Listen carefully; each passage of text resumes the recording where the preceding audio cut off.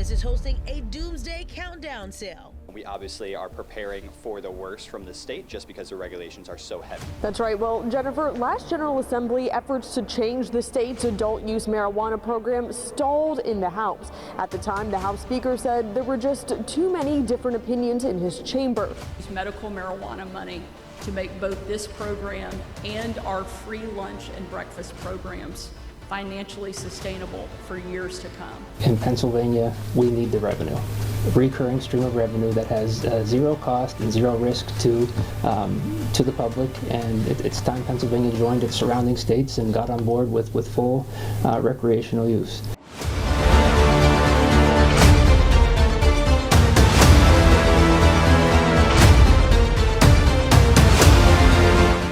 So, with a new year comes new laws that are up for debate and being pushed through by the people who govern you. So, in today's episode, what we're going to do is have a look at a few different states, see what the new laws are coming, and see what those updates look like for 2025.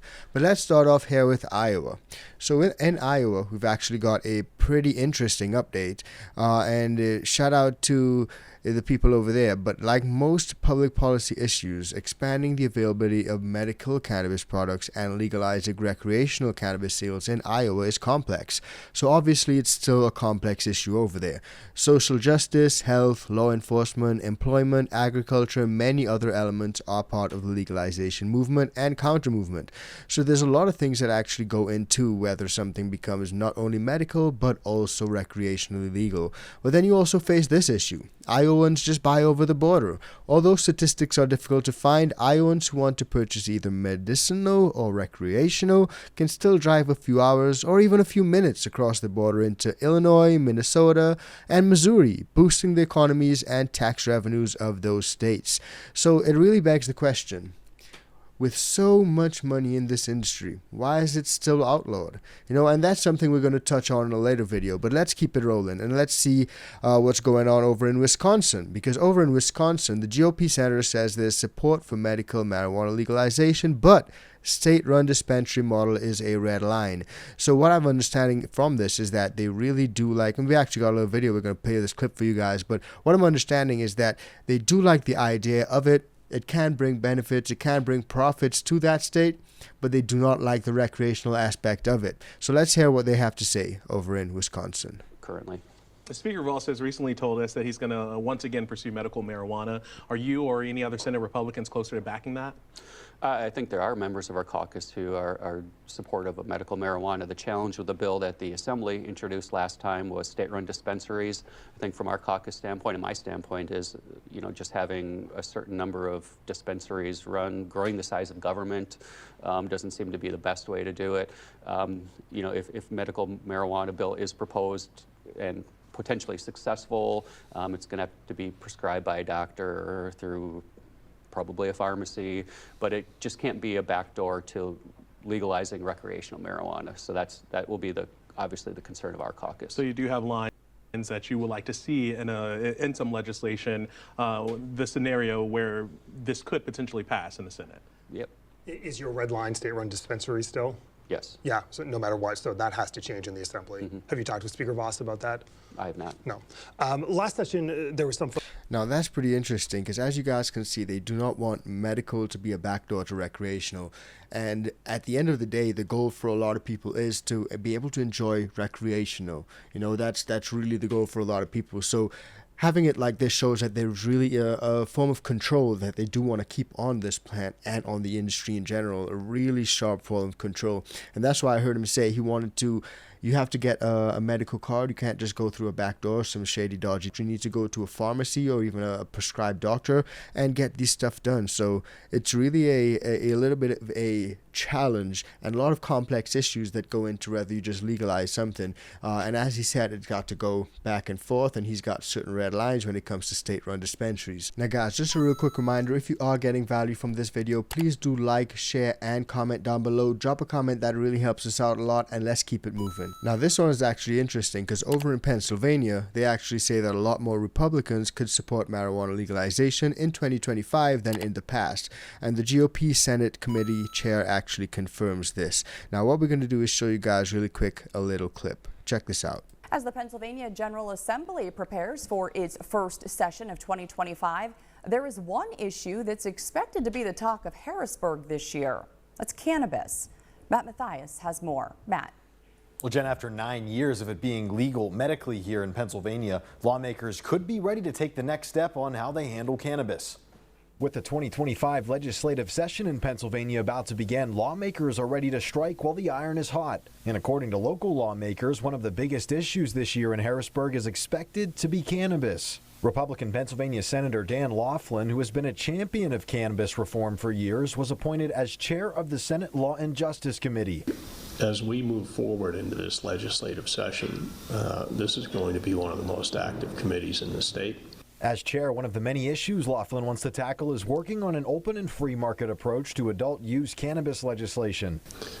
Some of the folks that might not have voted for this 5 or 6 or 8 years ago, I think might be more inclined to now. Meanwhile, in the Pennsylvania House, 6 pieces of legislation regarding cannabis have already been proposed. They aim to do things like decriminalize it, regulate it for recreational use, allow for the home growth of cannabis for medical patients, and even allow for its sale in state stores. In Pennsylvania, we need the revenue. Recurring stream of revenue that has zero cost and zero risk to the public, and it's time Pennsylvania joined its surrounding states and got on board with full recreational use.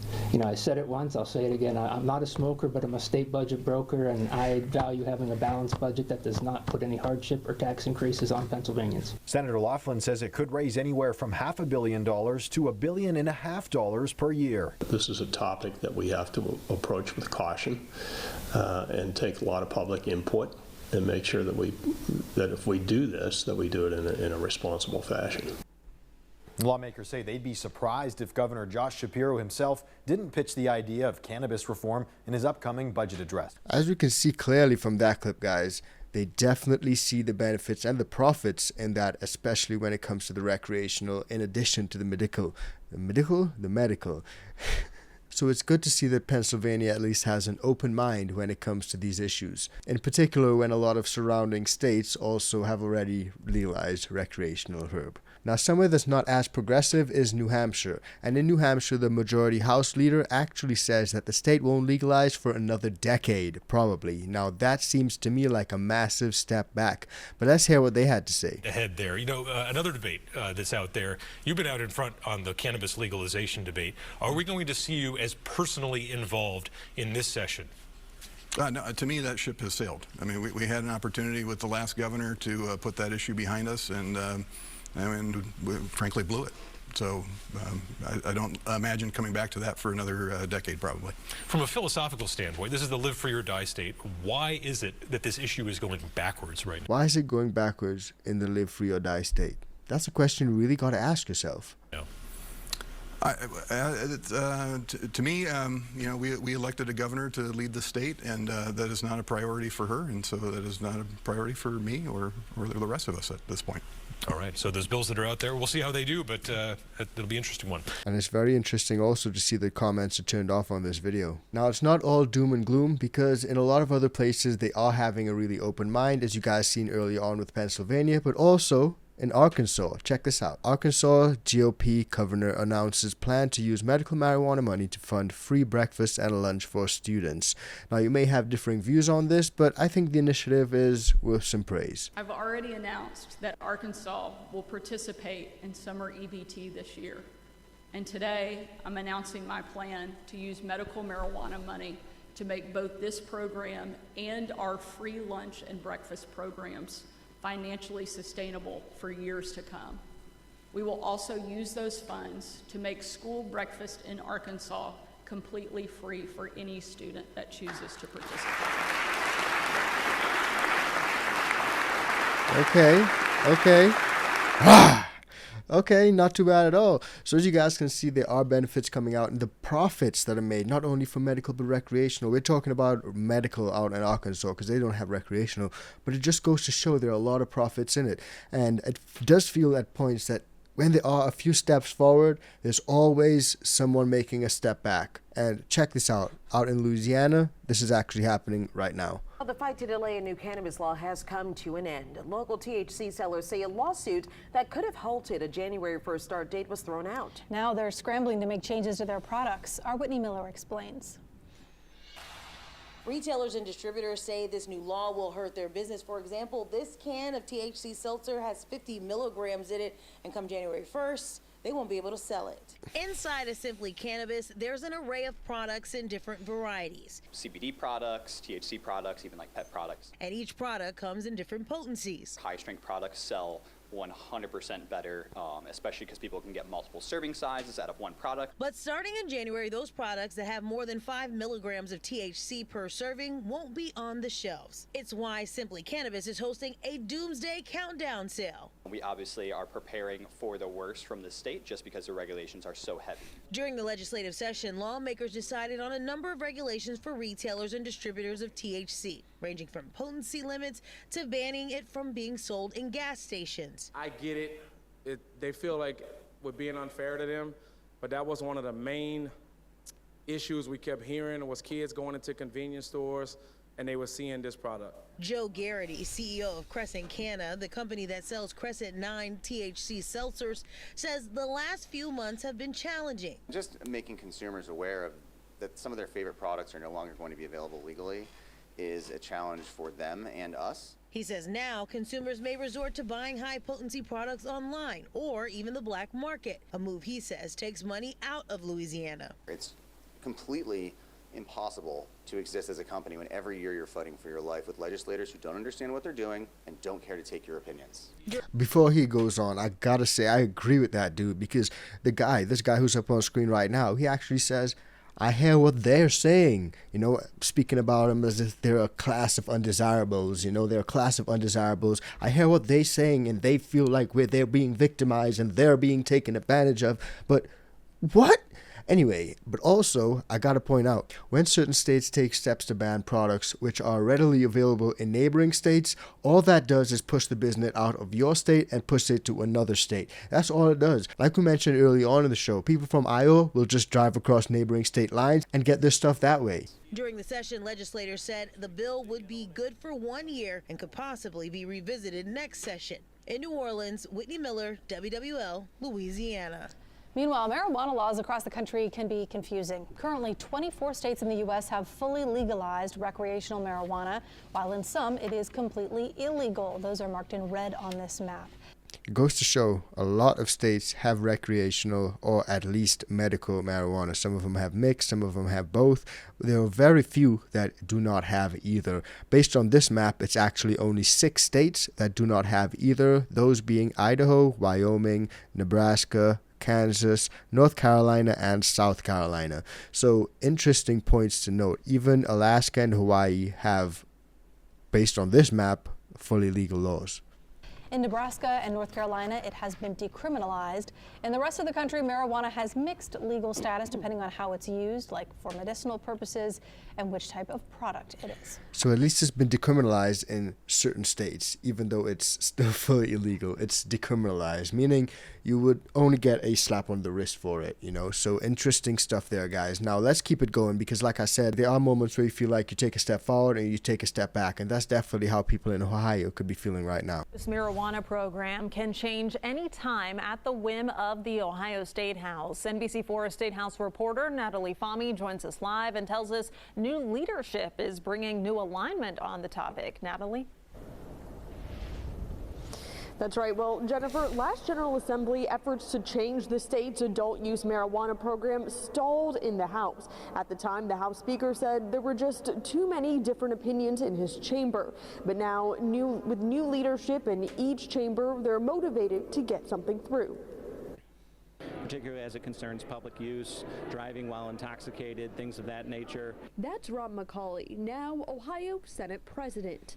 2 years ago, he worked closely on legislation to decrease legal THC levels, cut the number of plants someone can grow in their home in half, and change some of the tax distributions. He tells me he wants to continue that work. We need to fill in some of those holes, but at the same time, Ohioans voted for access to marijuana. Senate Democrats are interested interested in changes to the law and supported that bill, but tell me now their main focus is to do things like expunge records of people convicted of minor marijuana crimes. That to us is incredibly important. Cutting home grow was a big part of the discussion back in December.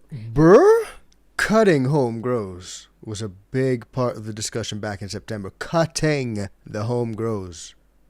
Let's hear more. What Ohio House Speaker Matt Huffman said then. I do think that has to be part of the consideration. The point is that it supplies an illegal market. Now, Huffman says home grow is not his main focus. It seems that folks are kind of talking a lot about the home grow thing. I don't think that's really that a big deal in terms of this issue. While he says work on marijuana legislation is important, he also wants to heed to the call of Governor Mike DeWine to do something about low-level THC known as Delta 8, which currently has no regulations or age restrictions. Spokesperson for Sunnyside Dispensaries, Jason Erkes, agrees something needs to be done about Delta 8 sales.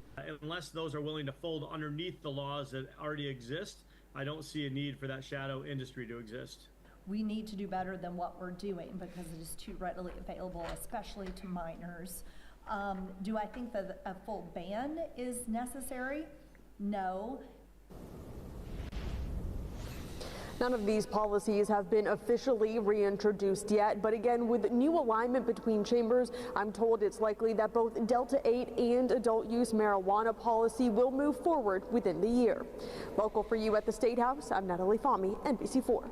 Wow. I literally remember a few months ago we were celebrating the Ohio goes rec, Ohio goes fully legal. People were super excited about that. People rejoicing in all sorts of forums, content, videos, comment sections. They were really happy about it. And now it seems that they're taking steps to pull that back and really dial things back. And I did hear a mention they're thinking about cutting home grows, limiting, I'm not sure what the current limit is, but limiting even further how many plants you can grow at home. And as you heard him say yourself, they really feel like the home grow is just a pathway to the illegal market. Now, I'm not sure about that. I do not believe that to be the case. I believe that a lot of people, when they home grow, they no longer hit up the illicit market. I do believe that a lot of people grow their own medicine. So again, I'm not 100% sure, but I do think that there are a lot of people in power making these decisions who've never actually grown a plant themselves or partaked in the flower. So that's what I got to say. But I want to find out what you guys think about this, and what do you guys think about all these changes in the industry? A lot of places are changing, widespread changes across America, some of them good, some of them bad, some of them taking us forward, some of them taking us a step back. So all that said, let me know what you guys think about that. But there are also some really interesting developments happening right now in the 2A community. So if you're a legal firearm owner, you may want to check that video out because it's coming up right now.